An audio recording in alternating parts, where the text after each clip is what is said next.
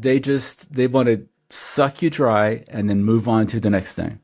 And they don't give a shit about you making a living. There are artists I've worked for that are just broke, and it's wrong. It's wrong. Madonna's people call me and go, "You got to come back. She's going to go out." And I went, "I'm not coming back." I hung up the phone.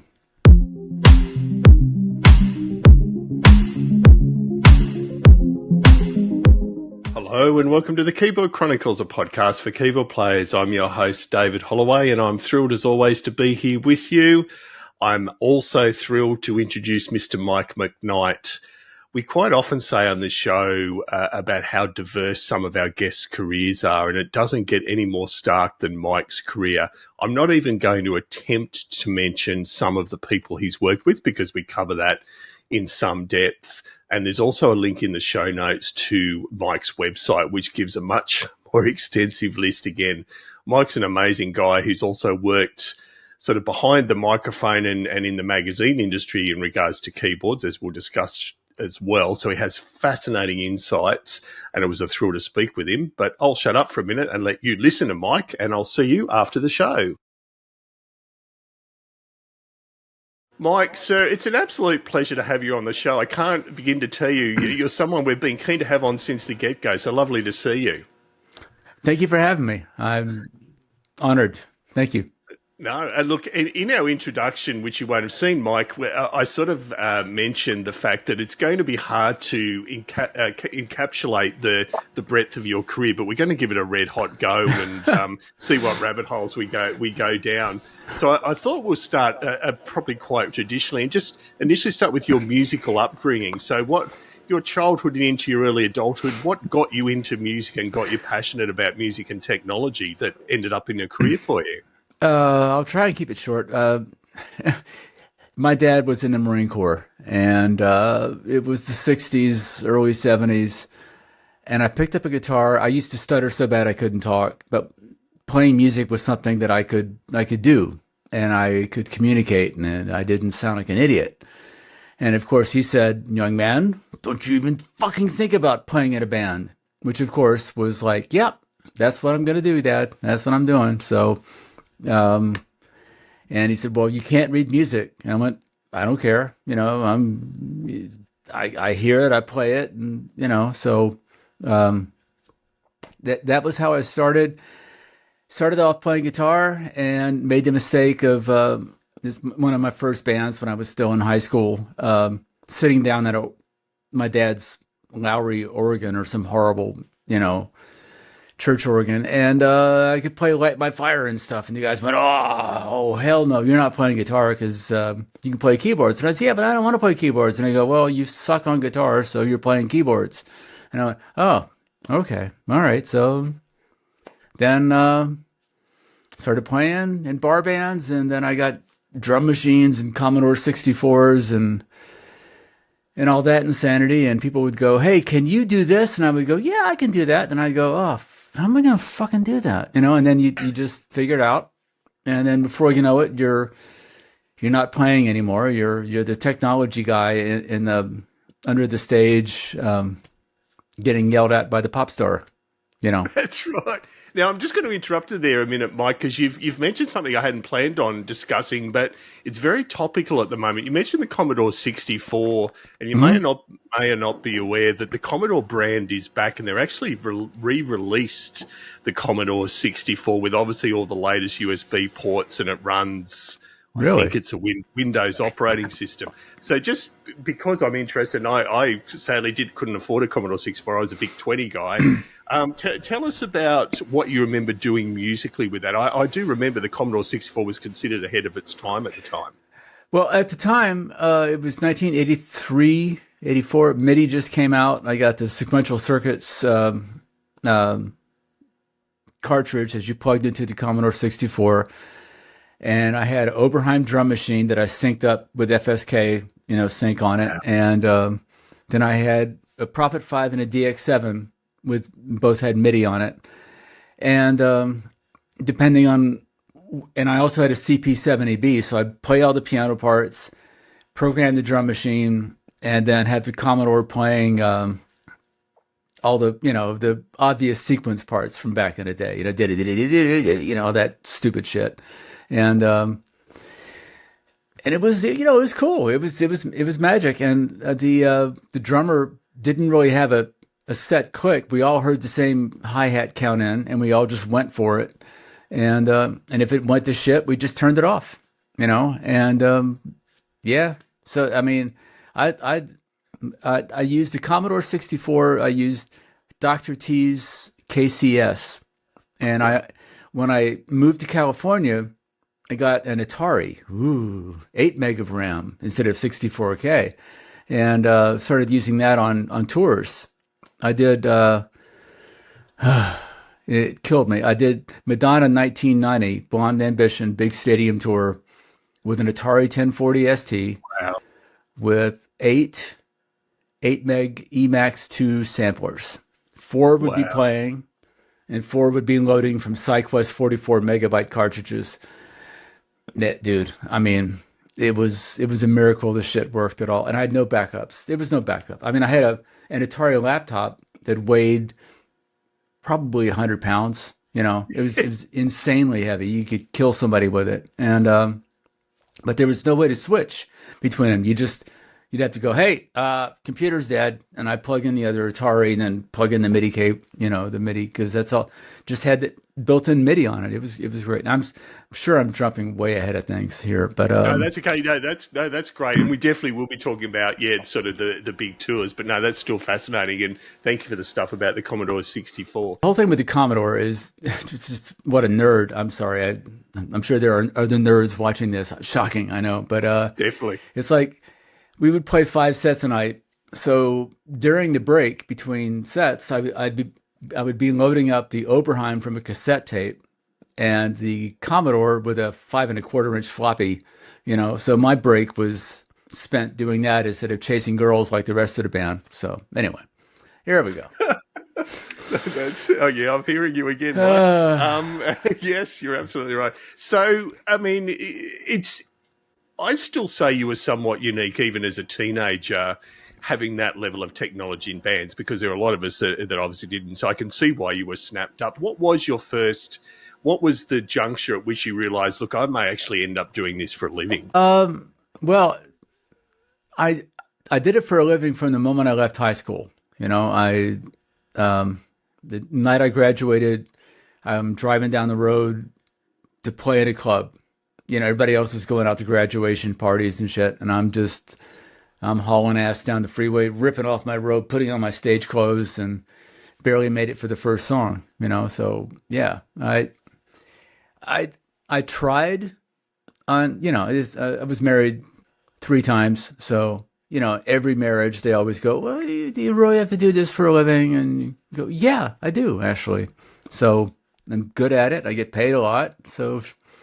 Shut up, And yeah. Anyway, so. Yeah, no, absolutely. And so at that stage, you were playing cover gigs, or it was original stuff, or a bit of mixed. Yeah. No, it was all cover gigs. Oh God, it was horrific. Show bands.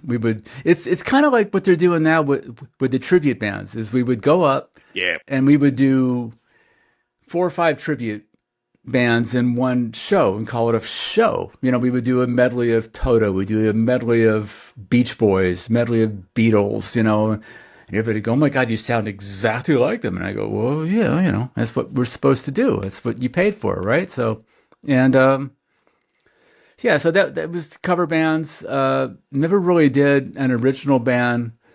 We always would do a few originals in the bands I was in. We'd write stuff, but no, it was just cover band, making a living. And then I moved to California in '85 and played in a band called the Mod Beats. And of course it was a 60s band. So we did a couple sets dressed up psychedelic, couple sets dressed up like the Beatles. It was, it was a gig. It's a gig.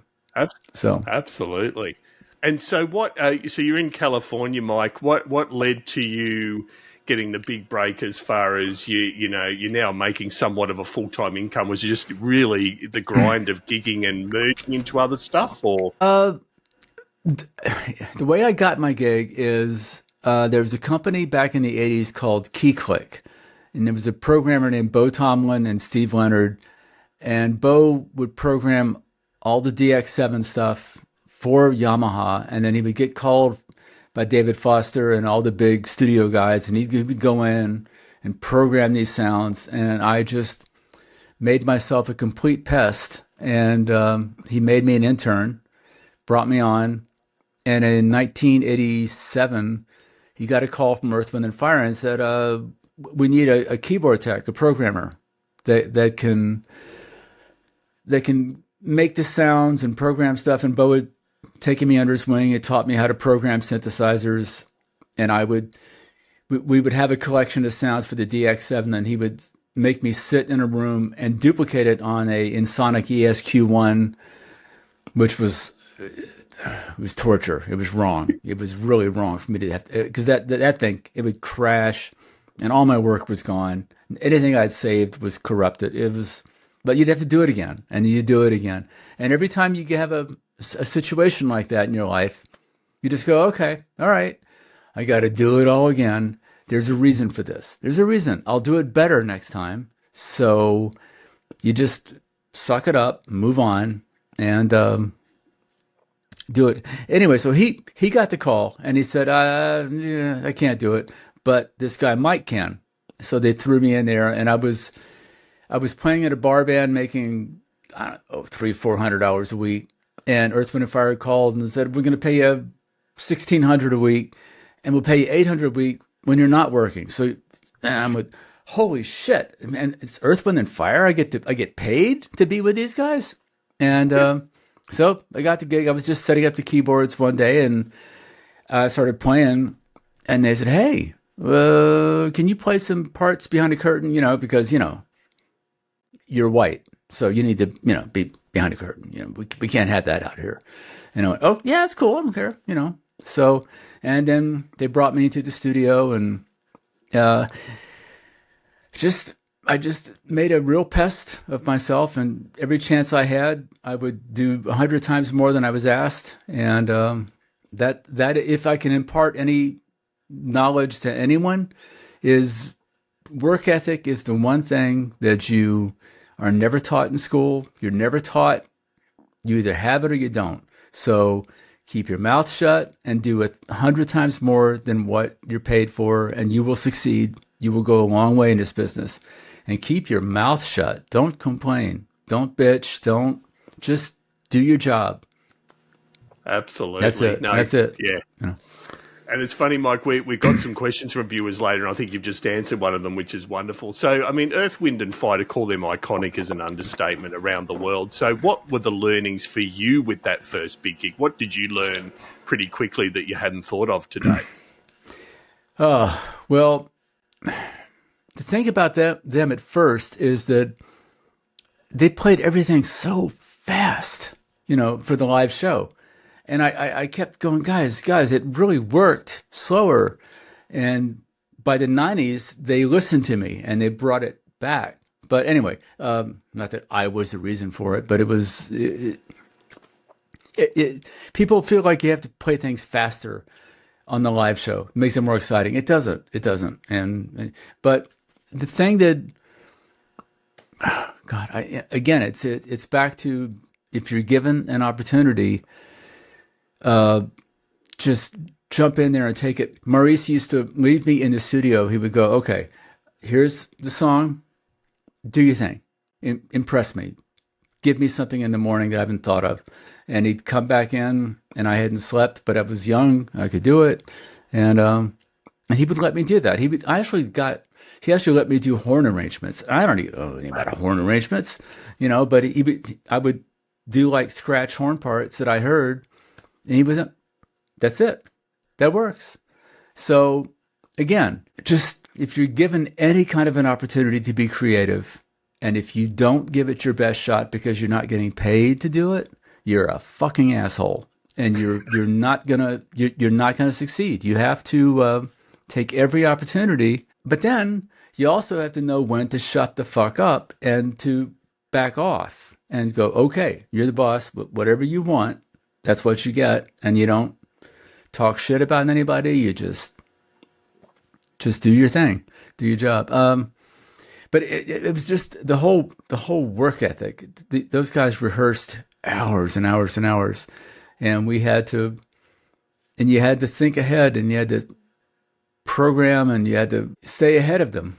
And but again, don't tell them what to do. Let them think it's their idea, and you go, "Hey, great idea," and And so you raise a good point there, Mike, and this is another rabbit hole I wasn't planning on exploring. But I mean, in the last few days, I watched the Rock and Roll Hall of Fame inductions for including Kool and the Gang and Foreigner.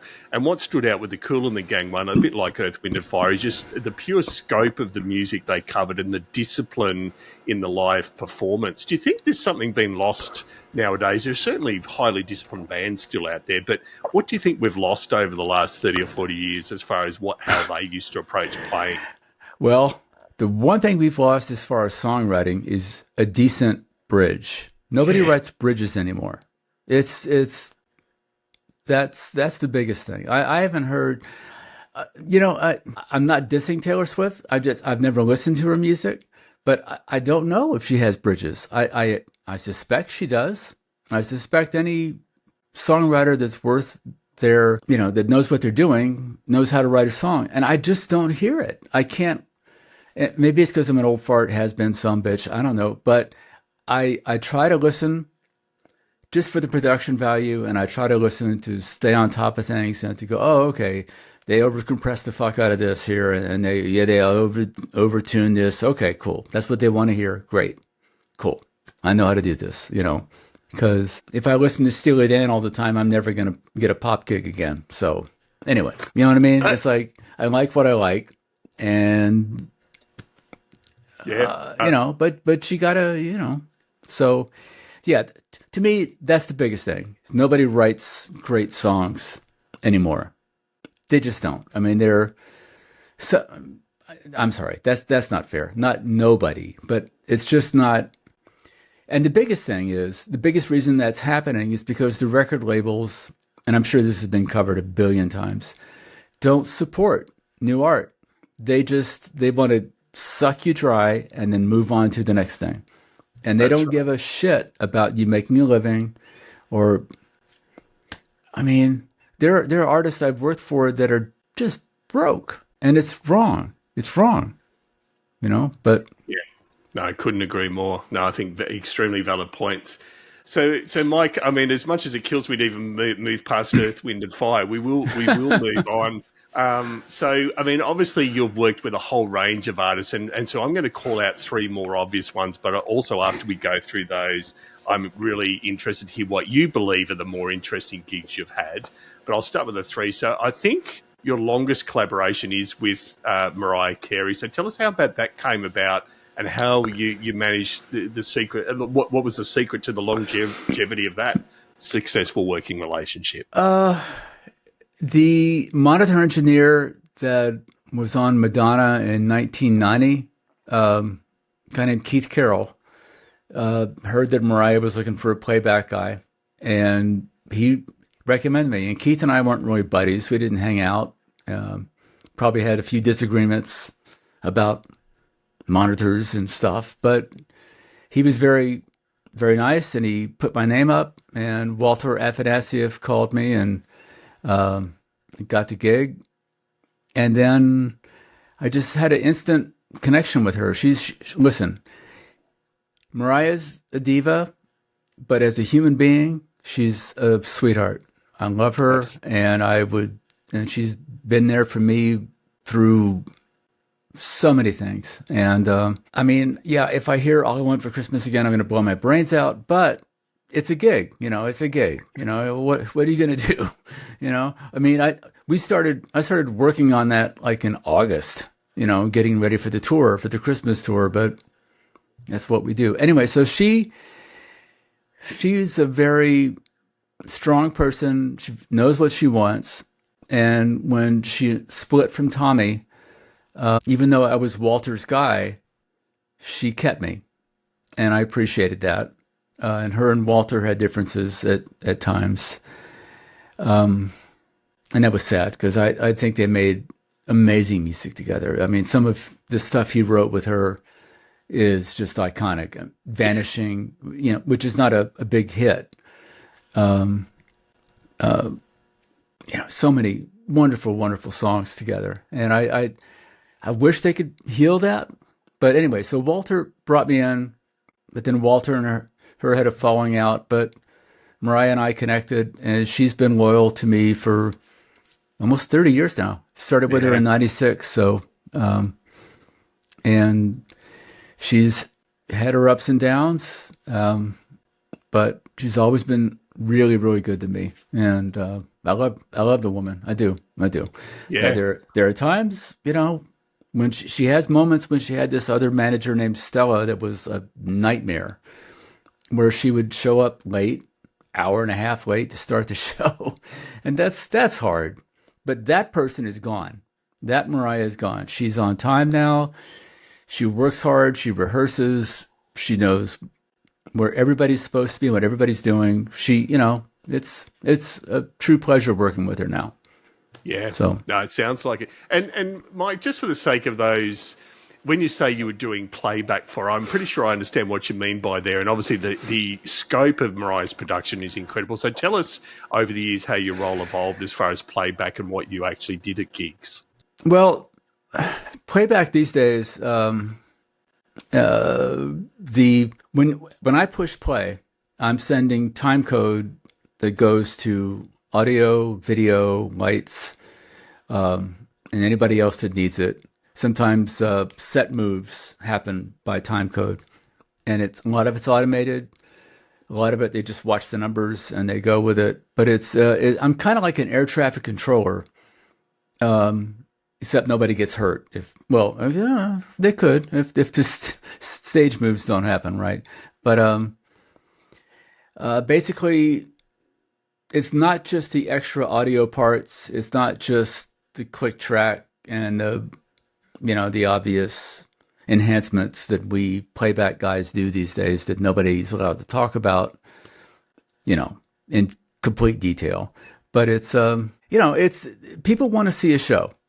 They want to go see a show. When they go see Roger Waters, the video has to be precisely in sync with the music. And the music has to move. It can't be at one tempo. It has to breathe like the original music did. And that is some fucking sorcery right there, making that happen and having a band that can play with that. And then if something goes wrong, having a band, because the hardest thing I do as a playback guy is when, like, let's say on Money, one night, Roger decided to put a bar of 6/4 instead of a bar of 7/4. So he came in a beat early. And everybody followed him, as they should. It's his fucking show. Whatever he does, it's right. So I had 2 bars to punch in the entire computer rig and all the visuals. Because Money, if you listen to the record, it speeds up. It speeds up, and I literally have like seconds to fix it, and then the rest of the show is running in. It just runs because it's. With the Pink Floyd show, Roger Waters show, once you hit play, it just runs for like 45 minutes because it's a whole story. It's the Wizard of Oz. I'm just kidding. It's not the Wizard of Oz. Nobody's believes that shit. Anyway, playback is not just playing back the additional parts. Playback now is a technical air traffic controller situation where every other department, sometimes even the people on stage, I'm changing programs for them. I'm sending MIDI clock to their effects unit so everybody stays in sync. And it's all for the people. It's also they get to see and hear what they're paying $500 a ticket. They want to see a spectacular show. And so, it's all centralized, sadly, around everybody does all their shit. But when I start my shit, all their shit starts. So if my shit's fucked up, it's dead. It's dead. It's a Yeah. quiet room. It's not good. But so you just can't screw up. You just keep it simple, and you work with everybody, make sure and communicate.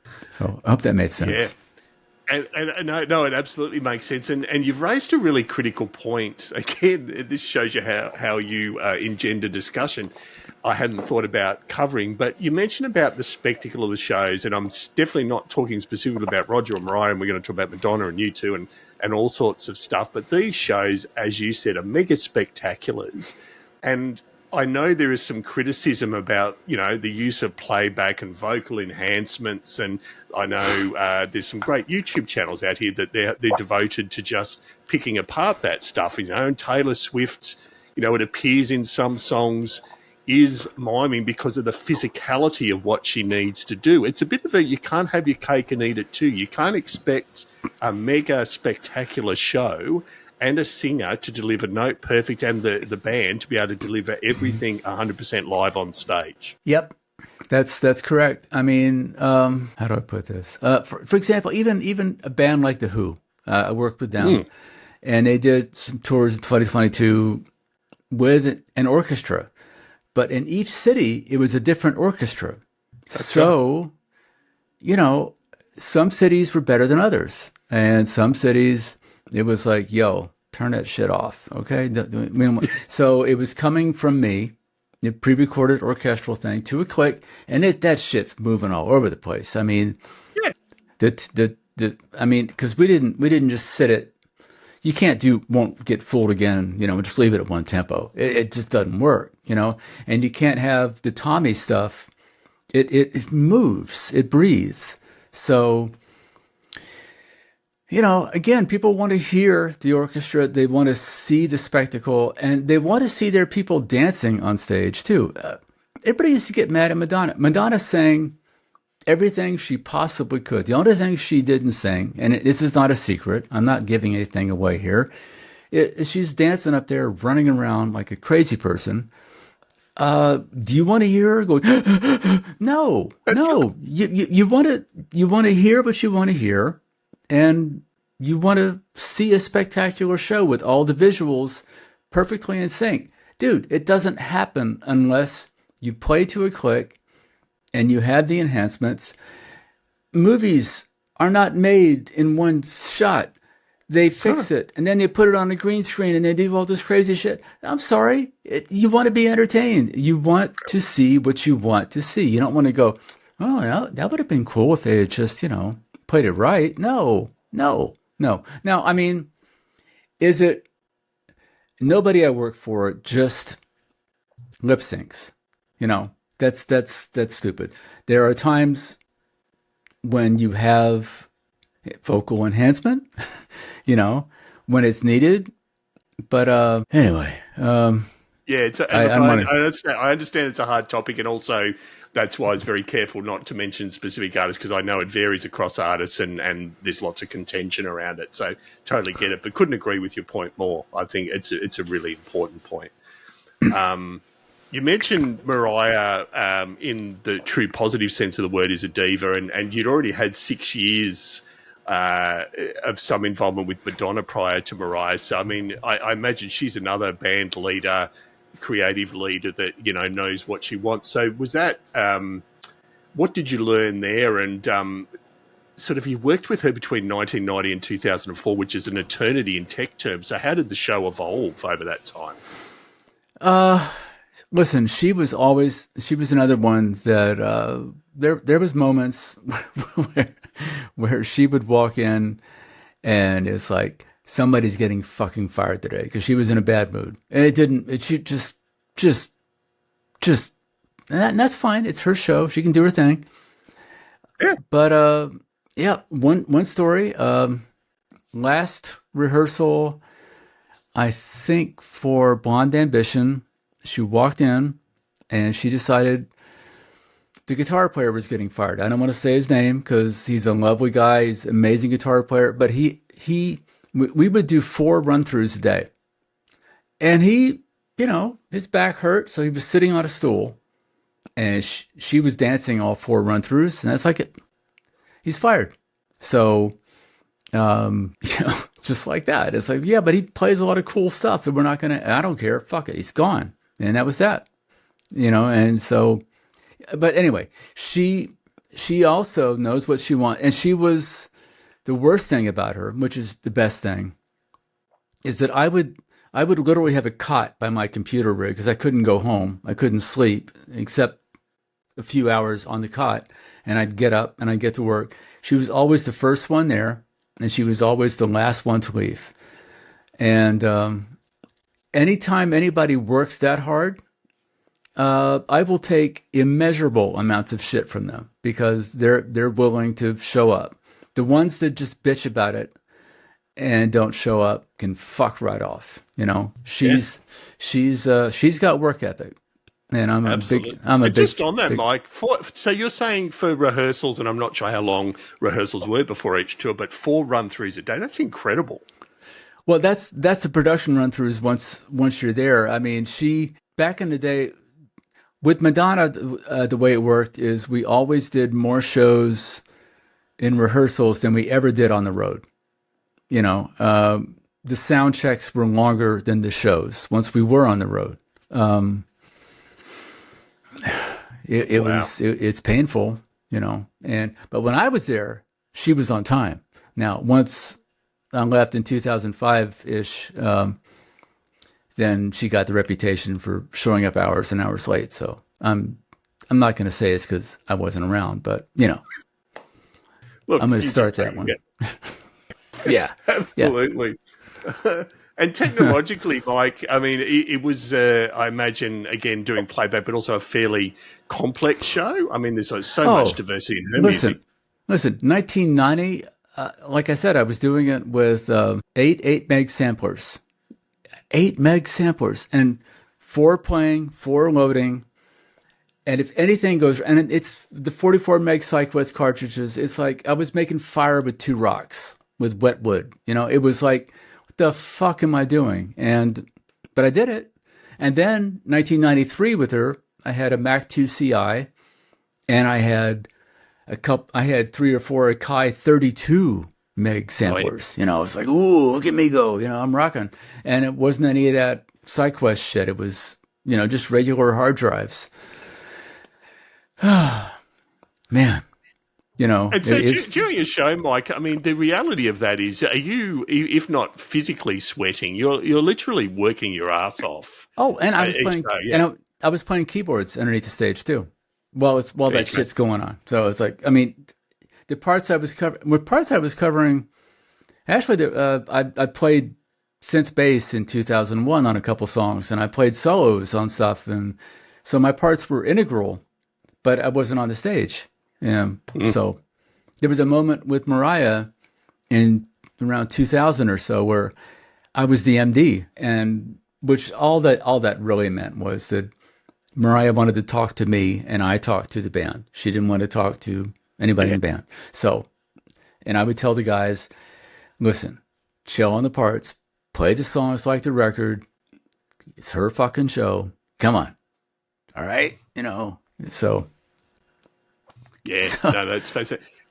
And so just briefly, let's explore the understage thing, because I know, again, it's common, it's not unusual. Mm-hmm. I know on your biography you mentioned you did a bit of work for U2, including 4 shows on the tour. So I'm going back 20 years myself. I know I used to correspond with Terry Lawless, who was the guy underneath the stage that did a lot of work for U2 for, I think, about 30, 35 years. So just tell us how you got involved on that side of things. Well, what happened with U2 is they called me and they said, would you like to do the gig? And I said, yeah, hell yeah. So then I called Madonna's people, and this is 2000. I said, so are we touring? And they said, no, absolutely not. No problem. I said, great. So I showed up, and they asked me to play keyboards. So I'm playing keyboards with U2. It's like, oh my God, I can't believe it. I mean, I did the club dates. I played on stage with them way in the back. I mean, I was... I was not the 5th Beatle. It was just way in the back. And then about 6 weeks in the rehearsal, Madonna's people call me and go, you got to come back. She's going to go out. And I went, I'm not coming back. I hung up the phone. He called me back. He said, "You got to come back." And I said, "Oh man, listen, all right, this is what I want." And I asked for some astronomical amount of money.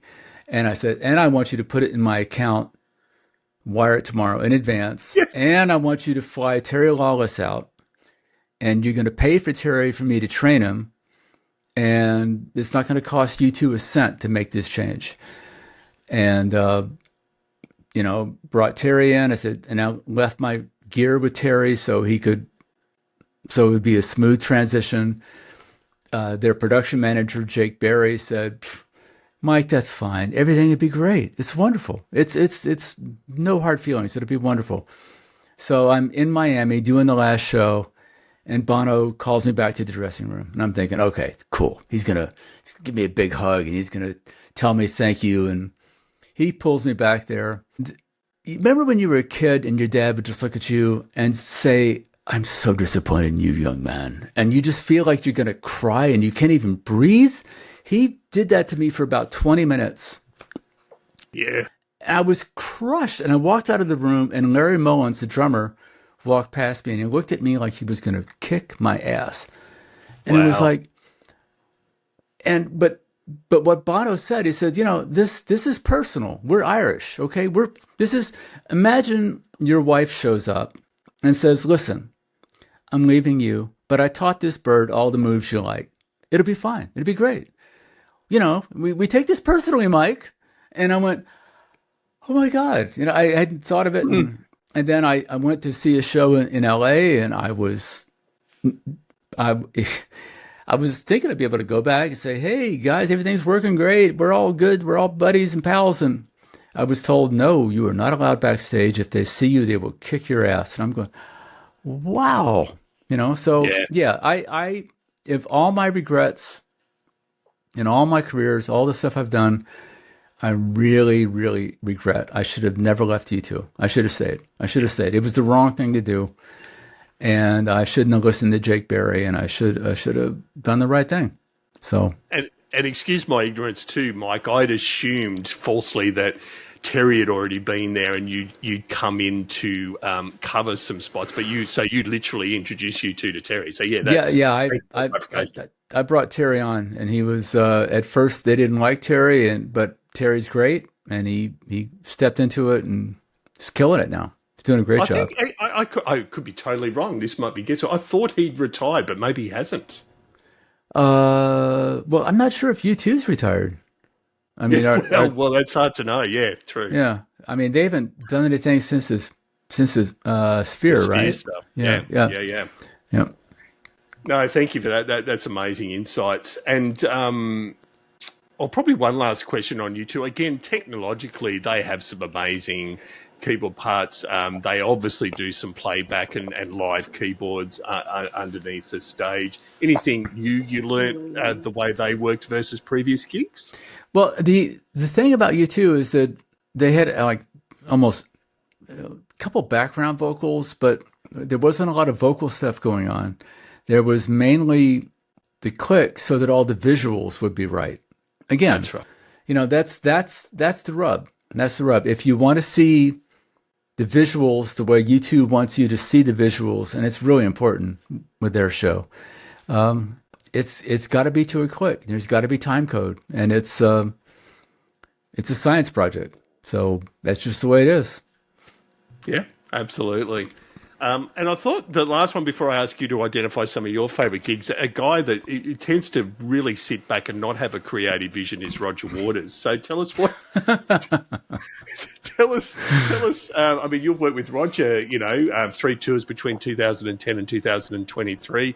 He's obviously not backwards in coming forward. Again, what you learnt there in your approach, and I was lucky enough to see the Us and Them show in Sydney, so I assume you were there doing your job then. It was absolutely stunning, amazing show. So tell us about what you learnt throughout those years. Well, the first thing I was told when I was hired to do the wall with Roger is his front of house guy Trip Califf said, he basically told me, just don't ever lie to him. If Roger asks you how long it's going to take to fix something, tell him 5 minutes more than it's going to take, and then get it done quicker. But don't ever lie to him, and just don't bullshit him. And again, it's such common sense, but I see so many guys that are doing this out here that just step in it. And anyway, so Roger, he is the hardest working, literally, man in show business. He's there every second of the day. He's all over them with the lights. He has a vision. He knows exactly what he wants.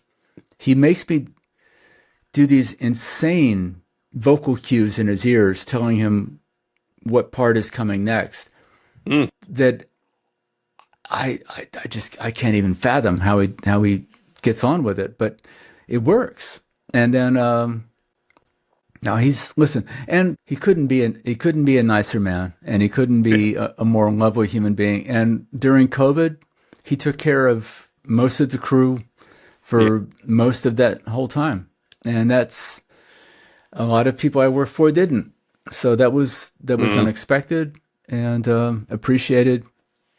And he's a lovely man. He has some political things in his head that I don't always agree with, but you know what? We're not going there. So no. And what I love about him too is that he will engage in those political debates respectively. He'll do it forcefully, but he'll do it respectably, which I admire. Yeah. Yeah, absolutely.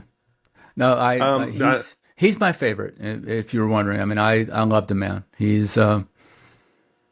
I mean, he's spectacular man, spectacular artist, and he has a vision.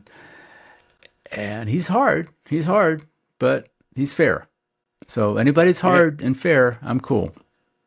Absolutely. It's when you're lazy and don't show up, and then you scream at people. And I won't mention any of those names, but you know, no, I have run across. And in your huge list of credits, Mike, I am interested, aside from Roger, what are some other tours that either for creative reasons or technical reasons, whatever it is, that you found enjoyable that may not be as well known or as obvious as the ones we've covered? Well, the one that I really enjoyed, and it was just I was just getting the tour set up, was Motley Crue in 1995. The Anywhere There's Electricity tour. This is when Vince Neil wasn't there. The other guy was singing, and it was great fucking songs. It was amazing. And the producer's name, something Rock. Anyway, he would sit in there with an Alesis drum machine, and he would just generate a click to Tommy, and he'd speed the song up when he felt like he'd slow it back. And it was very, very weird how he did it. And I had to recreate all that because they had like 18 guitar parts, so they wanted some of the colors and flavors of that. And then Tommy wanted me to do his usual crazy sounds for his drum solo. That fucking guy, Tommy Lee, is the best rock and roll drummer in the world ever. He's to a click. He was insanely good. He was so good. And he's just a funny guy. Love the guy. So, No, Motley Crue, it's not one I was expecting, and it's a great one. I mean, still... Well, I think they're about to... They tour... Anyway, they're still giving it a go, which is amazing. Yeah, there's Anywhere There's Electricity, Yes. Anyway, so just... That's right. Tommy's a force of nature, man. He's such a good drummer. He certainly is. No, absolutely. Mike, I've got a couple of viewer or listener questions. So we to our Patreon supporters, we let them know that we're going to be talking to you today. So some of them may be hard to answer as far as just trying to nail down a specific thing. But so the first one I've got is from Tammy in Canada, who says, what is the most important piece of equipment to you nowadays? If you're doing a tour or in recent tours, what can't you live without as far as a piece of equipment that you need? Oh, boy. Well, clearly Mac oriented, so my computers, I can't do without them. Motu audio interfaces, I beat the hell out of them, and they support me, and they work great. So that's the two major things, really. So that's great. The new, I just got a new Mac Mini Pro 4, that I love, but it won't be going out on the road just yet. I'm still the older M1, M2 Mac Minis. But yeah, how amazing is those M4 Minis? I just recently bought one. They're just stunning. Yeah. Oh my God. Yeah. I mean, I'm in the process of rebuilding the studio because it's a bit of a train wreck in here right now. But I haven't really had a chance to push it. But I finally have a computer that's just going to sit here, and I'll do my film scoring and sound editing and all that silly stuff, and not have to bring in laptops and reconfigure and but I'll have my laptops behind me, so when I need to work on them for tours, I can still, everything's all networked, and that's a bit of a head scratcher, trying to figure out how to network everything and not have the world explode. Yeah, that's right. So, God, no, it's a great point. It's so hard. It's so hard for me to get my head around. I mean, I did MIDI from the day one, but all this RTP shit and all this Ethernet and all, God, I'm so afraid I'm going to route the wrong thing somewhere, and the core of the earth is going to just, so. Couldn't agree more, Mike. Yeah. And so you partially answered, but I'll cover it with. So Dewey and Tammy both asked, basically, what is your pre-tour regime? So what do you need to do to get ready before you even turn up to a production rehearsal? Well, I always try to get at least 2 weeks in. They'll send me the multi-tracks for the new record, and I'll get things organized. And they'll talk to me about edits and talk to me about, we want to do kind of a remix of this song, and we want to do a medley of these 3 or 4 together. So start thinking about how you plan on doing that, and talking to the drummers, what kind of click tracks do you want to hear? What kind of cues are you comfortable with? How many outputs do we need for the front of house guy to be comfortable? How many outputs, because then there's a whole series of outputs that the monitor guy has that the front of house guy doesn't have, like all the clicks and cues, and what does Mariah want to hear? What does she need me to say in the ears? And thank God I'm not doing it a lot, but I've been learning how to do the teleprompter stuff, automate very basic stuff. That's not something I'm going to take on. That's a valid point. And I also, on the teleprompter thing, it's a bit like the spectacle show. Some people are critical of teleprompters, but I challenge anyone over the age of about 45, if you've got, a catalogue as big as artists like Springsteen and Roger Waters and David, whoever, there's no way you're remembering all those lyrics. You mentioned, Mike, about your film composition. I was keen to cover that as well. So I know you have some great writing and sound design credits. How did that develop over your career? So when did you first start getting into that? Well, like on these tours, the dancers typically have other careers because it's such a short career when you're a dancer. And one of the dancers on Madonna is a really good actress, Dawn Noel, and she asked me to do her film. And then her boyfriend, Roberto Sanchez, who's a big actor on Apple TVs, he was the second guy Dexter Youngman killed in the last. Anyway, so I do films for him, and just nothing. You have to start somewhere. No one's going to just throw you a major film score out of the block. You have to learn how to do it, and you have to accept the fact that I'm not going to get paid anything for this. But you get the joy of creating it, and you get the joy of working with somebody and their vision, putting music to it, fixing the dialogue, that's another science project altogether these days, to do it right. I mean, you can just tell it to AI it, but it doesn't sound right. This AI thing. Every time AI tries to finish my thought, it's like, no, sorry, it's not there. It's not there. No. So anyway, No, that's great, and just no, that's good to know. And I mean, that can only continue to grow that area that you're working in as far as sound design and film composition. Just mentioning for our listeners' sake, and I briefly alluded to this introduction. As much as we've covered some depth there with Mike, I mean, I'm just going to rattle off some that we haven't even talked about, which is everyone from Don Henley, Lady Gaga, Selena Gomez, Fleetwood Mac, Paula Abdul, George Michael, Shakira. Oh, Springsteen. Oh, I've got to ask about Springsteen because I'm a rabid fan, Mike. I think you helped with some setups there, and I know I spoke to David Rosenthal many years ago where he also helped, I think, before your... Well, actually, I brought David in on that. There you go. Okay. It was an album called The Rising, and we were doing a tour, and they were trying to modernize things a little bit, and the keyboard players were not happy about it. They did not want to do it. So and there was a few samples that they had from the record, an Arabic guy singing, and some stuff that the piano player's name is escaping me. Roy Bitton. Roy. Yeah, Roy and Danny were going to have to play, and Danny had nothing to do with it. He didn't want, anything. And that's fine. But Roy was cool with it, but he had a J.L. Cooper Synapse, and you only got 99 presets for MIDI on it. And he was at 99. So we were trying to figure out, what are we going to do? And it's like, you know what?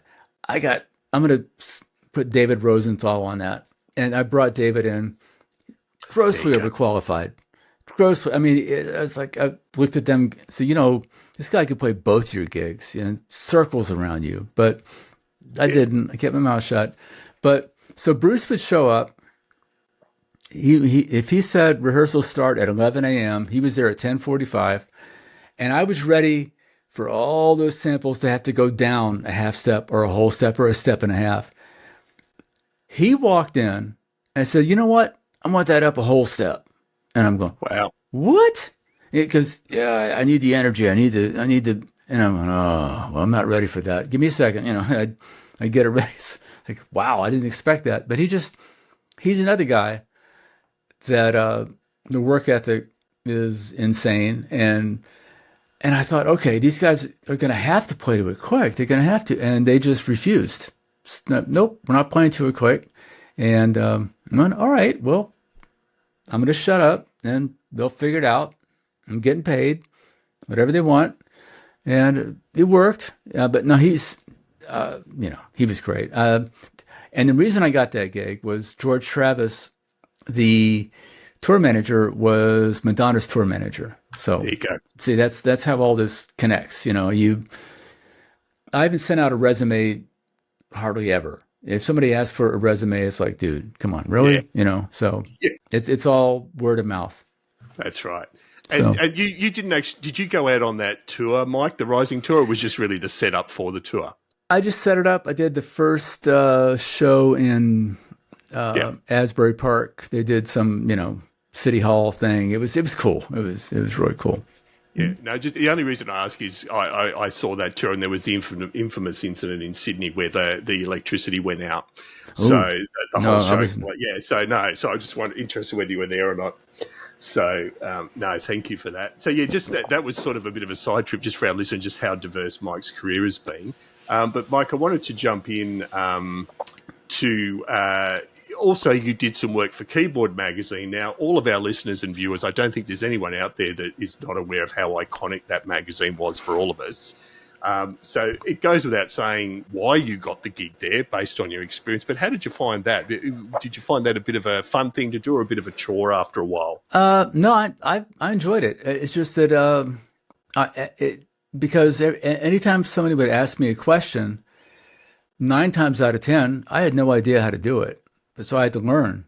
So it's like, ask Mike. And it's like, and I went, I don't know, but I'll figure it out and I'll get back to you. And it was good. It was good for me. So, and no, it was, I'm an 80s guy. So Keyboard Magazine was hot shit in the 80s. Absolutely. And it was so, magazines were amazing. And when they asked me to write, I was like, yeah, hell yeah. Are you kidding? That's a bigger, and I never got paid a cent. for writing for them. I didn't care. I was happy to do it.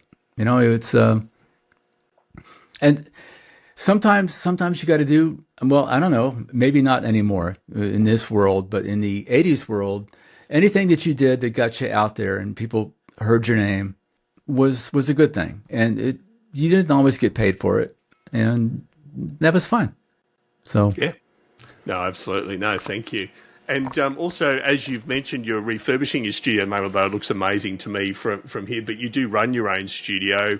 So that's obviously an ongoing concern, and you just pick up work here and there between tours and so on? Well, it's I'm pretty much, I'm at the stage of my life where I just do what I want to do when I want to do it. And I'm not really looking to find the next Taylor Swift or produce anybody or any of that stuff. I just like all these toys. I got an OBX8 and a Prophet 10 and a bunch of Stage 4 back there, Phantom 7 EX and Stage 3 and a couple. Anyway, just way too much shit. Just because I can. I enjoy it. It makes me feel good. But no, I'm not looking to. And I might play in a bar band. I don't know. It could be fun, but God damn, it's a lot of work to learn all these songs and to. I respect the guys that are out there doing it and that are actually playing the right changes and doing their best with it and getting paid maybe $150 a night. God, it's depressing. It's depressing, but it's fun, so, we'll see. We'll see. I don't know what I'm doing. I mean, I keep thinking I'm going to retire. I'm going to just play. But as long as Roger's still out there, he's in his 80s, and Mariah's still going. She's in her 50s. So I don't know. Maybe when they give up, I'll give up. Yeah, that's right. I don't know. I love the idea of you in a bar band, Mike. I'm a bar band guy, and you're right. It's a lot of hard work for not a lot of money, but it is good fun. You're absolutely right. Oh, yeah. I mean, I just learning all the parts, programming everything, making it happen. It's, and then, the singer comes and goes, I can't do it in that key. You got to, okay, all right, got to, it's a whole different skill set than it was back when I was playing in bar bands in the 80s. It was, because that's all we did. We just touring and learning 3 or 4 songs a week, tops. And anyway, it's just someone hand you a 60-song set list. It's like, whoa. Yes. Oh, and by the way, you're the keyboard player, so you got to play the horn section on this song too. And you got to, oh, okay. All right. Yep, I'm hearing you. Man. And I think you've covered this beautifully, Mike, but just in case you want to add anything to it. So I was going to ask you what advice you'd give aspiring musicians who are just starting out and trying to establish themselves in the industry. I think you've covered that beautifully, but unless there's anything you wanted to add. No, I just, whatever you do, give it your best. It's really that simple. When you learn the song, even if you're in a bar band, nail the sound, nail the part, and just be a fun guy to be around. And don't be a whiner. Don't be a wanker. Whatever they call it in Australia, I don't know. Yeah. But you got it. So anyway. No, absolutely. Thank you. And given the complexity of the role you do on tour, I can't imagine there hasn't been a time where you've had a massive train wreck. So we always ask our guests for an on-stage train wreck that you can either look back and laugh about now or otherwise.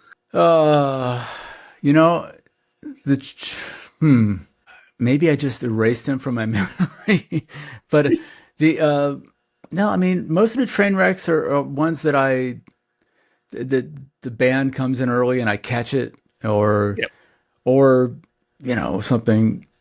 But there was one on national TV where the manager asked me to make an edit 30 seconds before airtime.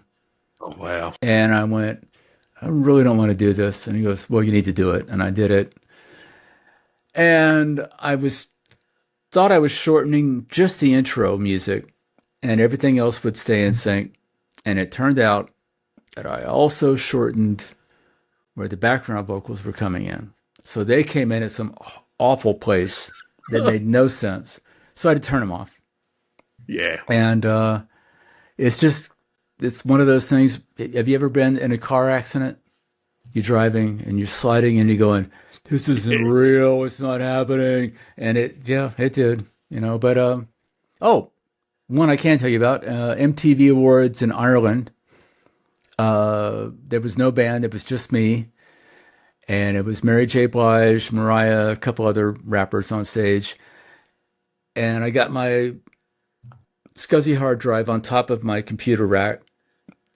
And I'm right by the stairs. And I see this stagehand coming down with this thing.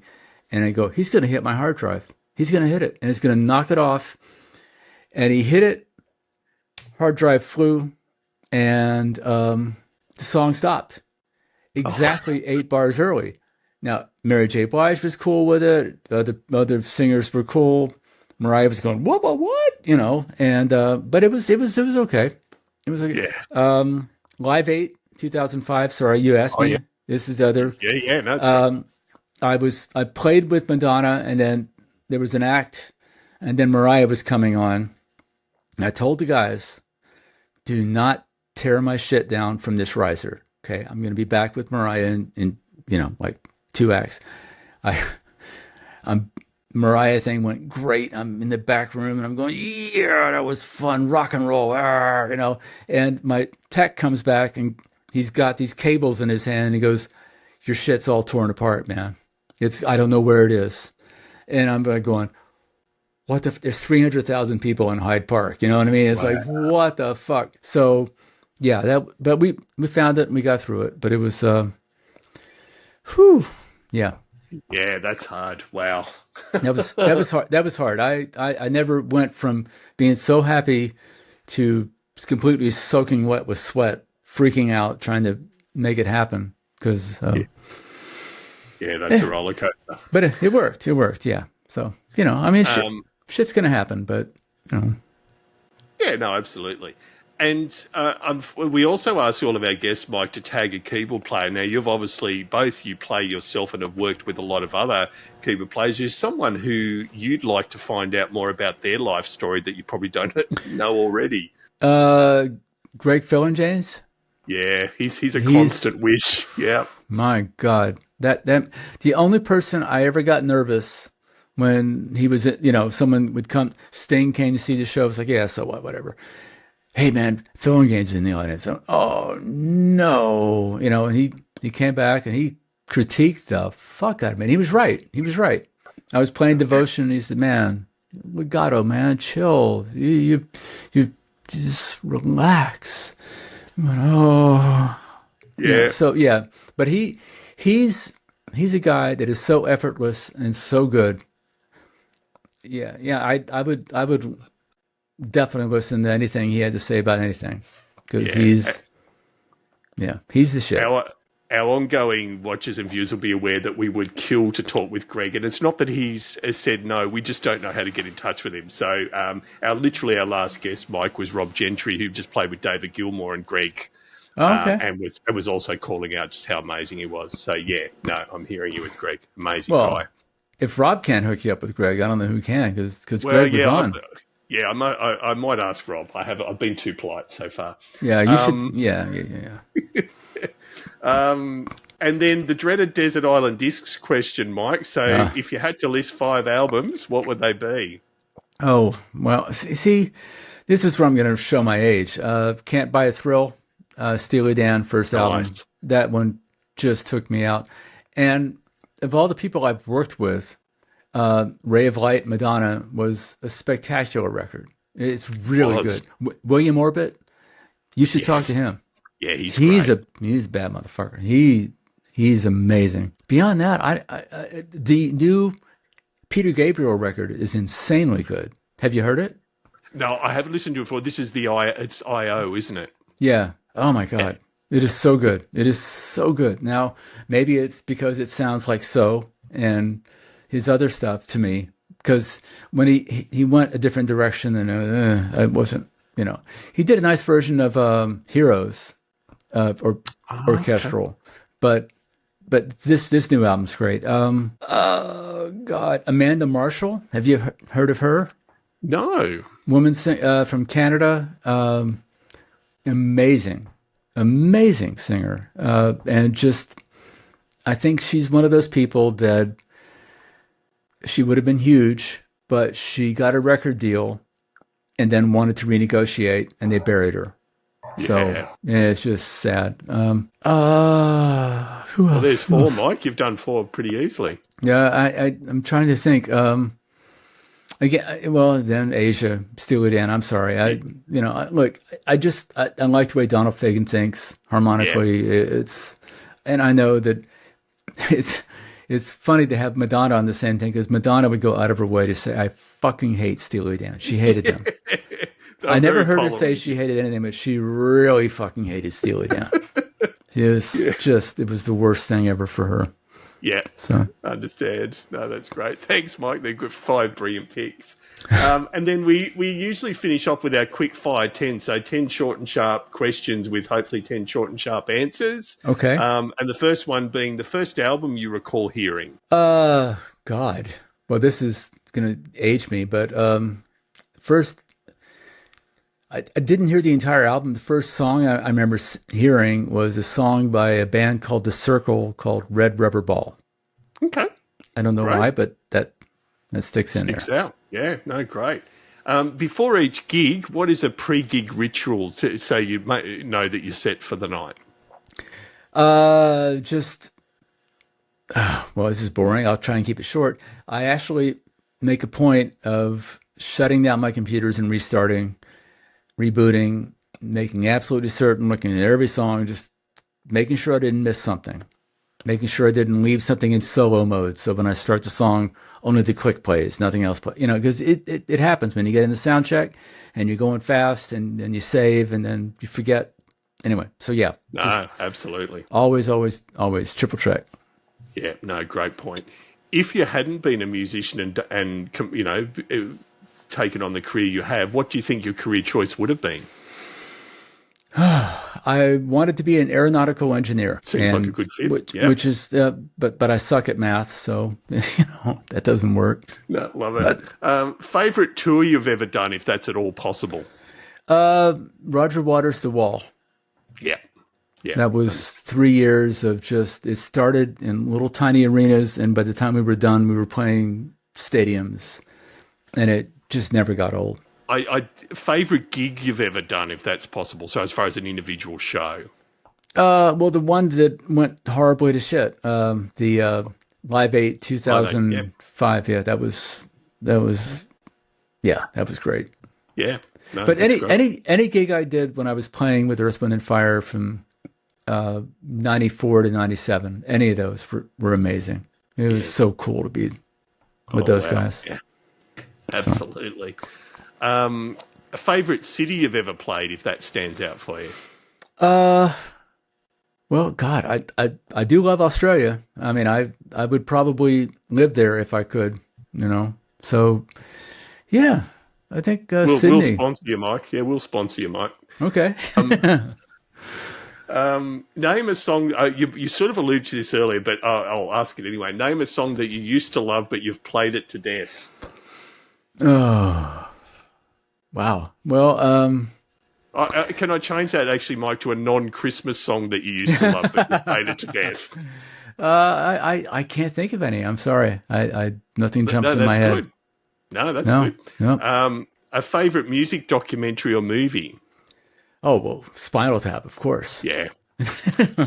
I was actually talked to. They were in rehearsals and so, we need a keyboard player that's like over the top and saying kind of, and I said, oh my God, Spinal Tap with playback.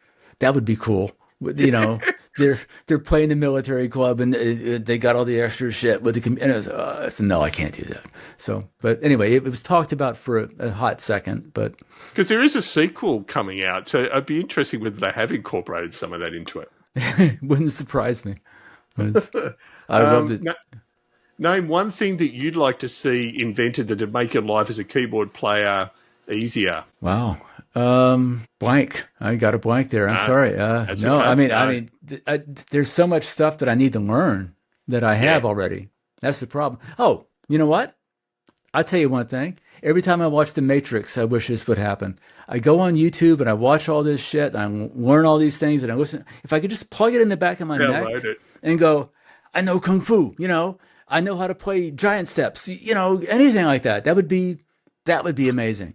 I think That's that's what I that's want. honestly the best one we've ever had. I think I love that idea. That's brilliant. And then what do you do to keep sane outside of music, Mike? So what's your favorite non-musical activity / hobby? Oh, I got two beautiful little dogs that just are the best things ever, and they're probably crying outside the door right now trying to get in. Yeah. So Yeah. No, well, we better let you get to them. I mean, never has the case of not scratching the surface been more truthful in spending this time with you. It's just been amazing, Mike. Well, thank and you, I'd love David. to follow up in the future. And hopefully we do see you down under again, either with Roger or someone else. We are doing Mariah in Australia I would love to catch up. this year. I'll get you in the show, and Love to buy you a beer. I would love that. Yeah, So let's do can't it. thank you enough, Mike. It's been absolutely amazing. Thank you, David. And there we have it. As I warned you, that was one broad-ranging conversation. It's so hard to scratch even much beyond the surface with someone as extensively experienced as Mike, but it was a thrill getting the time with Mike that we did, and I can't thank him enough for taking that time with us. The other people I need to thank for taking their time is obviously you, our extremely valued listeners and watchers. We couldn't do it without you, and also to our gold and silver supporters. So in no particular order, Mike from midnightmastering.com. I do recommend checking a couple of episodes back where we actually had Mike on the show alongside Steve Gregory to talk about the world's first virtual band. Definitely worth a check out. But Mike basically does brilliant mastering and mixing, and I can't recommend him highly enough. Dave and the team from the musicplayer.com forums, one of the best places on the internet to talk keyboards. Highly recommend you do check that out as well. Tammy Catcher from Tammy's Musical Stew, a long-time supporter that we value greatly. Thank you, Tammy. And last but not least, I want to call out Elk Electronic. We've not mentioned them in a while, but it's time to mention them again. So Elk do a brilliant job of repairing synths, but also provide a lot of interesting long online resources. So that's ELK, ELE. Anyway, it's electronic with a K. If you Google Elk Electronic, it'll be there. So yeah, thanks to Ed and the team at Elk Electronic as well for their ongoing support. And last but definitely not least, Mr. Derry Evans, who you got to see on the end of year wrap, and we look forward to speaking with Derry again in the future, who's also one of our very valued supporters. So again, thank you for listening. We love hearing from you. Do reach out via email, Facebook. We're on Instagram. We're on Blue Sky. We're on anything you can think of. So yeah, feel free to reach out anytime. And in the meantime, keep on playing.